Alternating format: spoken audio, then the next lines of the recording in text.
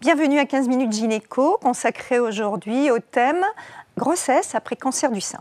Pour parler de ce sujet, j'ai demandé à Charlotte Sonigo, gynécologue médicale, travaillant dans le service de médecine de la reproduction et de préservation de la fertilité de l'hôpital Antoine Béclair à Clamart, de venir partager ses connaissances et ses perspectives sur le sujet. Alors Charlotte, pourquoi parler de ce thème aujourd'hui ? Je pense que c'est important de parler de ce thème parce qu'on sait qu'il y a pas mal de cancers du sein qui vont atteindre la femme jeune, en âge de procréer, de moins de 40 ans. Et aujourd'hui, une grande majorité de ces femmes n'ont pas encore terminé leur projet parental au moment de leur cancer. Et grâce au progrès diagnostique et thérapeutique, il y a de plus en plus de femmes qui vont guérir de ce cancer et qui vont avoir un désir de grossesse à l'issue de leur cancer. Et on sait aujourd'hui que c'est tout à fait possible d'avoir une grossesse. Et donc, il y a plusieurs paramètres à prendre en compte pour essayer d'améliorer les chances de fertilité après cancer chez ces femmes-là. Alors justement, Olivier Chabot va nous donner donc la fréquence de ces cancers du sein chez les femmes jeunes et l'incidence des possibilités de grossesse après cancer du sein.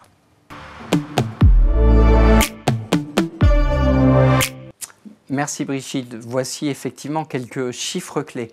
Si on regarde les cancers chez la femme, on voit que l'incidence des cancers chez la femme jeune, qui nous concerne aujourd'hui, est estimée à 1,4 million par an en 2030. Donc il sera estimé à 1,4 million par an en 2030. On voit que la mortalité des cancers aussi diminue de façon importante grâce au progrès diagnostique et thérapeutique. Et si on se concentre sur le cancer du sein chez la femme, le cancer du sein est le premier cancer chez la femme et il représente 5 à 7% des cancers du sein chez la femme de moins de 40 ans. Et en fait, on voit bien que c'est le cancer le plus fréquent chez la femme en âge de procréer. Donc, d'où l'importance de toute la discussion que nous allons avoir tout à l'heure sur l'autoconservation des ovocytes, notamment pour les désirs de grossesse. Et d'autant plus qu'effectivement, ces cancers ont des taux de survie très élevés, puisqu'on est à près de 90% de survie. En plus, les femmes dans la population générale ont des désirs de grossesse qui sont de plus en plus tardives pour des raisons de société, des choix professionnels, d'éducation, de travail. Et on voit donc très bien ici que l'âge du premier enfant est de plus en plus tardif. Si on regarde entre 67 et maintenant, on voit que l'âge moyen du premier enfant est plus élevé, et bien sûr les enfants suivants, deuxième, troisième et autres, s'il y en a. Et on sait en plus que, ça c'est très classique, la diminution de la fertilité diminue avec l'âge pour une altération quantitative ou qualitative des ovocytes. Donc il va falloir, bien entendu, se poser la question de cette autoconservation d'ovocytes pour préserver une grossesse future chez ces femmes qui ont un cancer du sein. Voilà la discussion que nous allons avoir avec notre experte Charlotte Sonigo. On vient donc de voir avec Olivier Chabot combien ces cancers sont quand même fréquents. Et il est évident, bien sûr, que dans cette tranche d'âge, souvent les femmes n'ont pas encore eu la possibilité d'être maman. Et c'est vrai que c'est un véritable espoir pour elles de pouvoir envisager une grossesse ultérieure.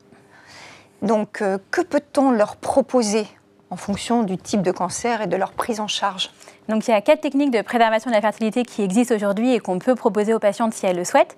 Donc, une congélation d'ovocytes ou d'embryons, si elles sont en couple éventuellement, soit avec une stimulation hormonale préalable ou alors sans stimulation hormonale. Peut aussi, sans stimulation. Tout à fait. On peut également proposer une cryopréservation de cortex ovarien ou alors on peut proposer un traitement beaucoup plus simple avec juste des injections d'agonistes de la GnRH qu'on peut proposer en cours de chimiothérapie.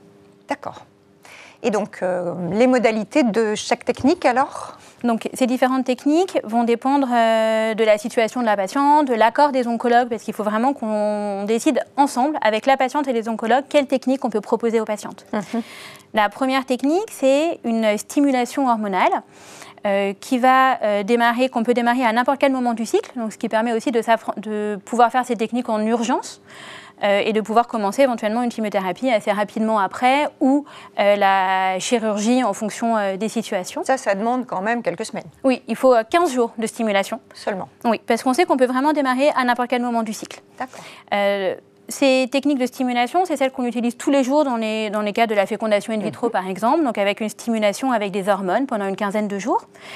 Un des inconvénients de cette stimulation, c'est que ça va induire une hyperœstradiolémie qui peut être contre-indiquée dans le cas de ces pathologies hormonodépendantes. D'accord. Pour essayer de pallier à ça, il y a des traitements médicaux qui ont été proposés en association, notamment des anti-aromatases par exemple, qu'on utilise dans la même durée que la stimulation pour diminuer le taux d'œstrogène circulant.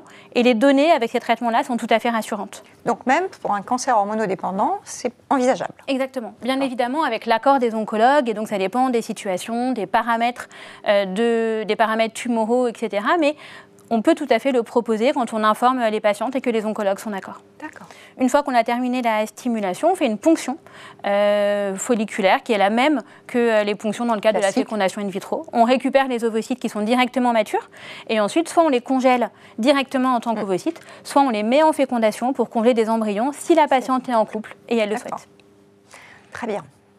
Et donc, si on n'a pas la possibilité de stimuler, on peut, comme vous le disiez, on peut très bien éventuellement faire une ponction sur cycle sans stimulation. Exactement. C'est ce qu'on appelle une maturation in vitro. Donc là, on va directement prélever les petits follicules qui sont encore à une taille toute petite, qui font 5 mm à peu près à l'échographie. Donc c'est une ponction qui est plus difficile à réaliser parce que les ovaires sont plus petits. Donc on fait cette ponction sous anesthésie générale, ça dure un petit peu plus longtemps.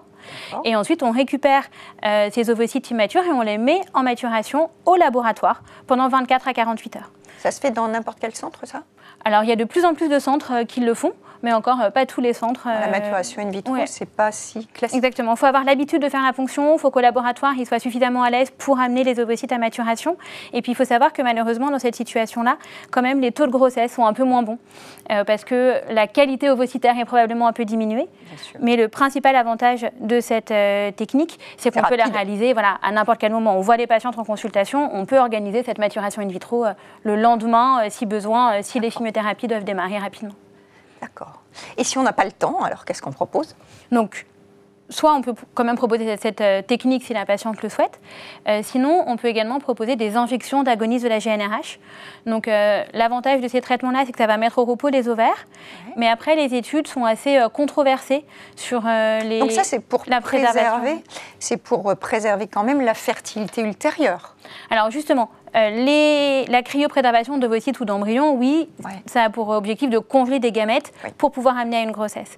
Les injections d'agonistes de la GnRH, on sait que ça va peut-être limiter l'impact de la chimiothérapie sur les ovaires et on pense que ça pourrait un peu augmenter les chances de grossesse à l'issue. Mais les données dans la littérature sont assez contradictoires. C'est pour ça qu'on le propose souvent en association avec une autre technique. Ah, je comprends. Donc pour permettre éventuellement de garder un certain capital ovocytaire dont on n'est pas sûr. Exactement. D'accord. Et la dernière technique qu'on peut éventuellement proposer, c'est une cryopréservation de cortex ovarien, où là, on va prélever un petit morceau d'ovaire qu'on va congeler. Cette technique-là, elle est très développée, notamment chez l'enfant. C'est une des seules techniques de préservation qu'on peut proposer chez l'enfant.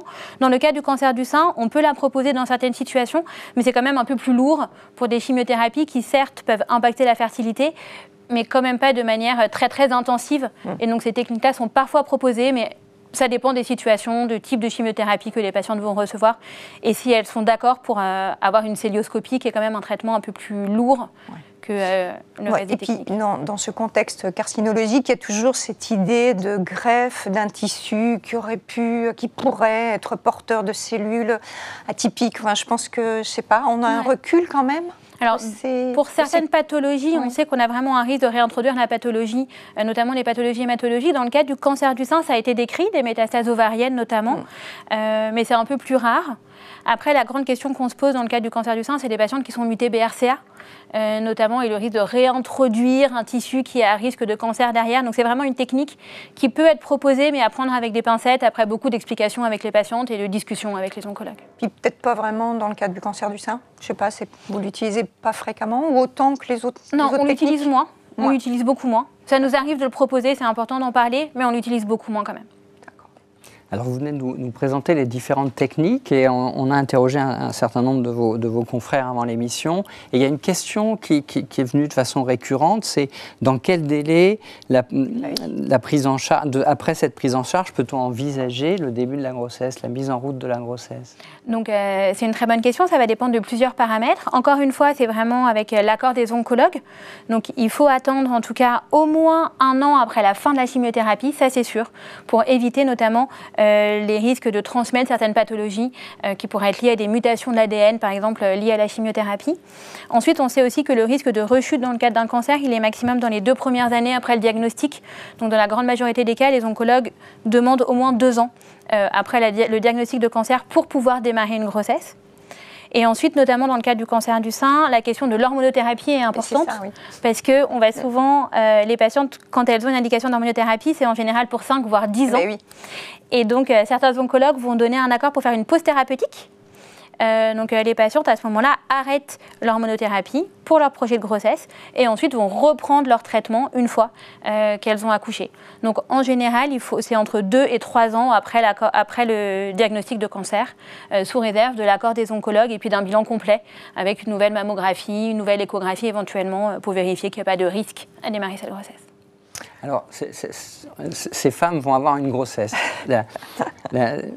La FIV ou autre va fonctionner. Et il y a une affirmation qui va s'afficher et qui circule un petit peu, qui est l'inflammation hormonale de la grossesse. L'inflation. L'inflation, oui. Je ne sais pas pourquoi je vais tout dire l'inflammation. Donc l'inflation hormonale de la grossesse est un risque de rechute en fait des cancers hormonodépendants. Alors effectivement, c'est une grande question que les patientes notamment se posent. Elles ont peur parce qu'on sait que tous les traitements hormonaux sont contre-indiqués et on sait que la grossesse va augmenter vraiment les taux d'estradiol circulant.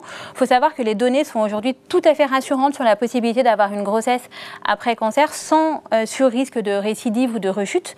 Il y a aussi ce qu'on appelle le Healthy Mother Effect, c'est que c'est vraiment les femmes qui ont le meilleur pronostic, chez qui les oncologues vont autoriser une grossesse et donc chez qui il n'y a pas du tout de risque de rechute ou de récidive.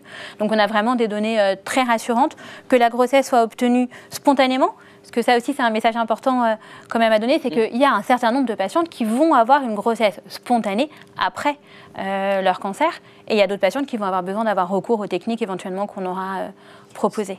C'est la même chose, enfin, pour pouvoir avoir accès à une grossesse spontanée, il faut quand même faire un stop au niveau de l'hormonothérapie. Bien sûr, oui, et avoir l'accord des oncologues. Bien sûr. Mais merci beaucoup pour nous avoir présenté toutes ces méthodes de conservation et de possibilité de grossesse, qui est un message d'espoir important pour ces femmes qui ont un cancer du sein, qu'il faudrait aujourd'hui considérer comme une maladie chronique. Exactement. Je pense. Et donc, on se retrouve pour les perspectives.